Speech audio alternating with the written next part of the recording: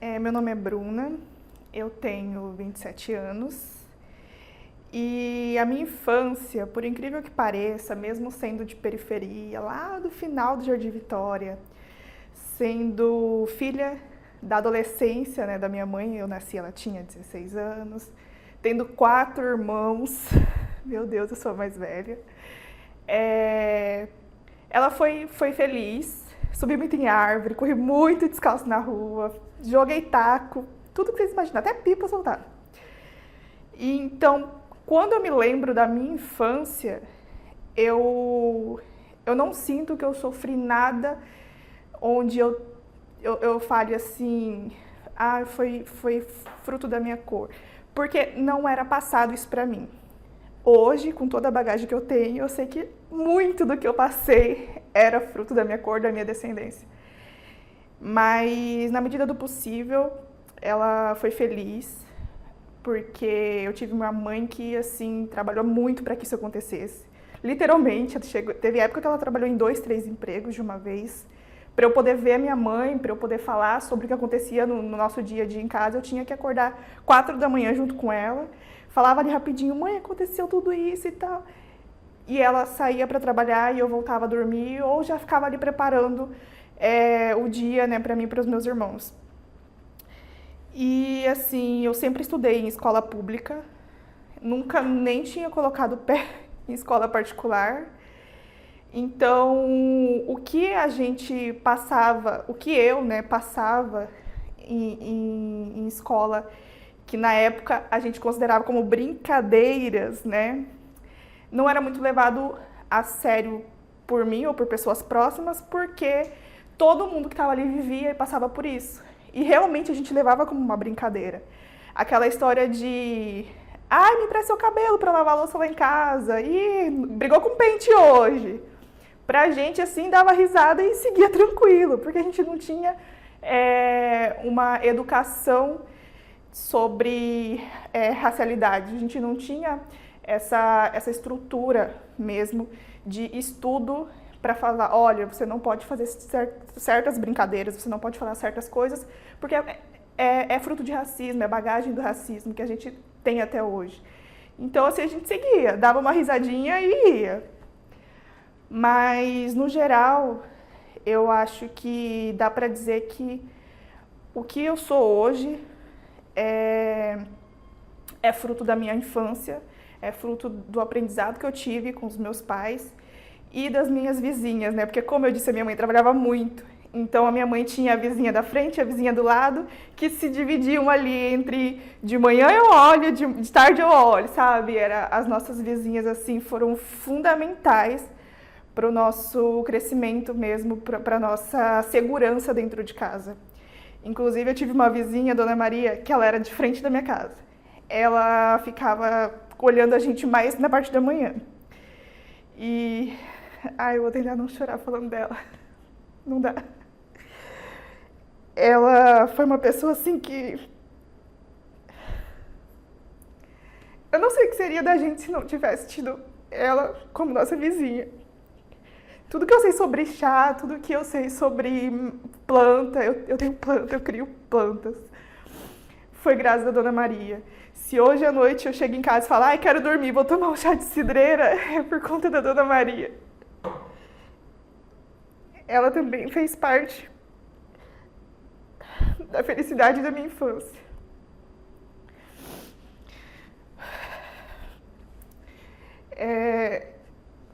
Seguindo, né, como eu sou irmã mais velha, eu tive muita responsabilidade também, mesmo tendo ali horários para brincar, mesmo sendo criança, assim, estudando, enfim, eu tive muita responsabilidade.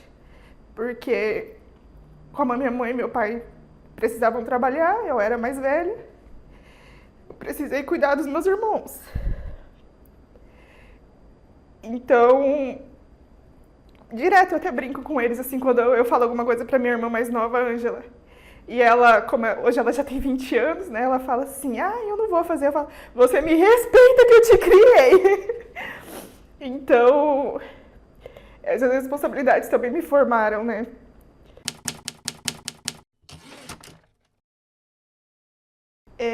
Como eu disse, eu cresci no Jardim Vitória, né? Periferia da periferia, tava quase todo dia no Cadeia Neles. Era, assim, o programa favorito de todo mundo, porque sabia que ia ter o nome do nosso bairro lá. Mas não por motivos bons, infelizmente.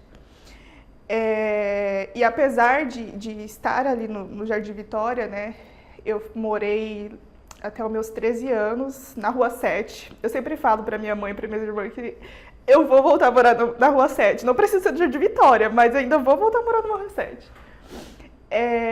A gente não tinha acesso a conhecimentos, a informações sobre afrodescendentes, sobre racismo, sobre o que foi a escravidão, né, a escravização do povo africano.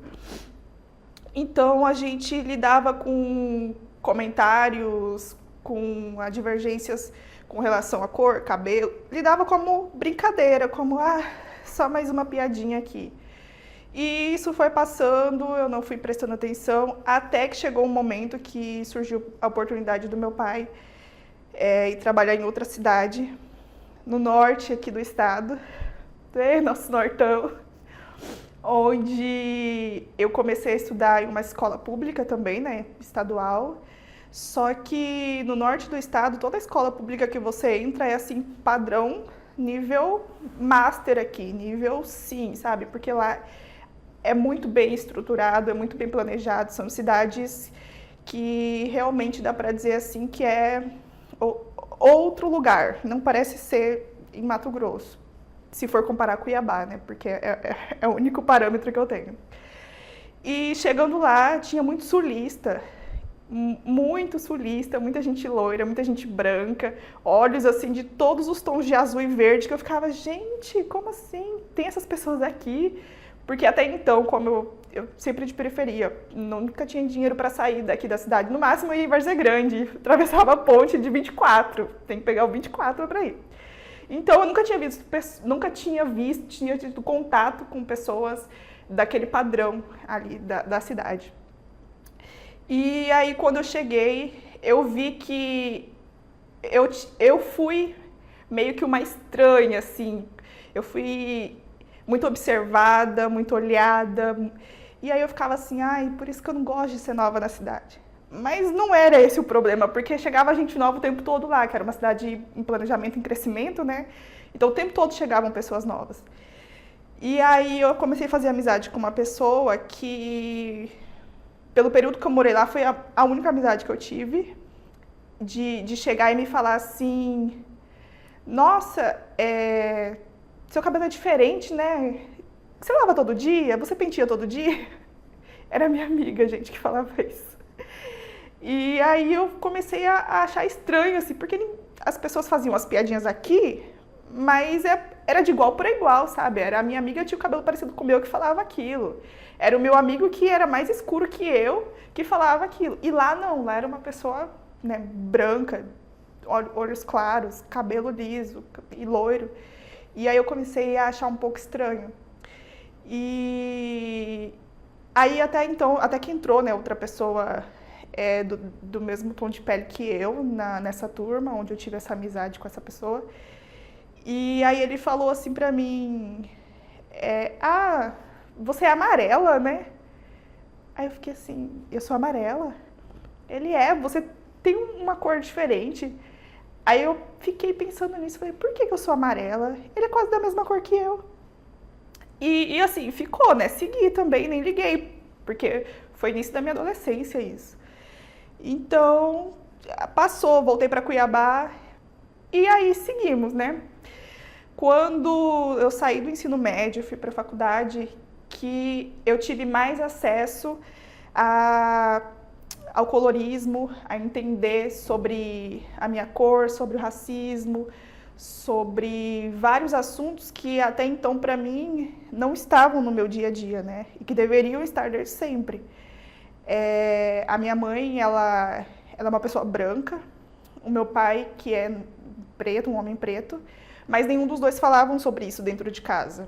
No máximo, quando a gente passava por alguma coisa assim de perguntar se eu era algum parente da minha mãe que não fosse filha, porque as pessoas, né, falavam, nossa, vocês são parentes, vocês são o quê?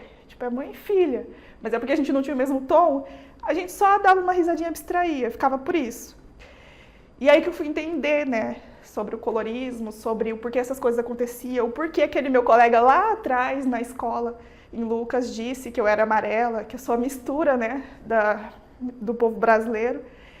E também eu fui entender o porquê de eu não ter amizades que seguiram comigo, né, até a faculdade, até o mercado de trabalho, lá da minha infância, lá do Jardim Vitória, lá da periferia.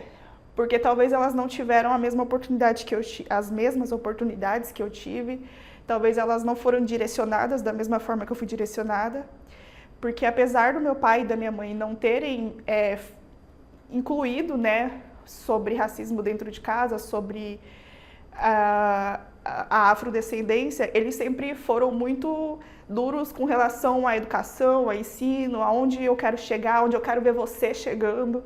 Então eu tive sempre muito isso dentro de casa e dentro da minha mente, né? Que eu ia sair ali daquele lugar onde eu estava, que eu não teria para sempre aquele lugar como moradia, que eu queria passar daquilo, evoluir daquilo. E com isso eu só conseguiria através dos estudos. E de todas as minhas turmas de ensino fundamental, ensino médio, somente das pessoas que eu convivia, né, somente 3 foram para a faculdade. Isso é um reflexo, né, do racismo.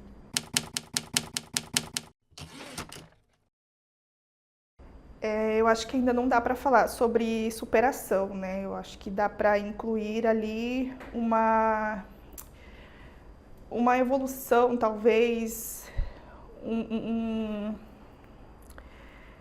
uma quebra de traumas, talvez, interno, sabe, em mim mesma.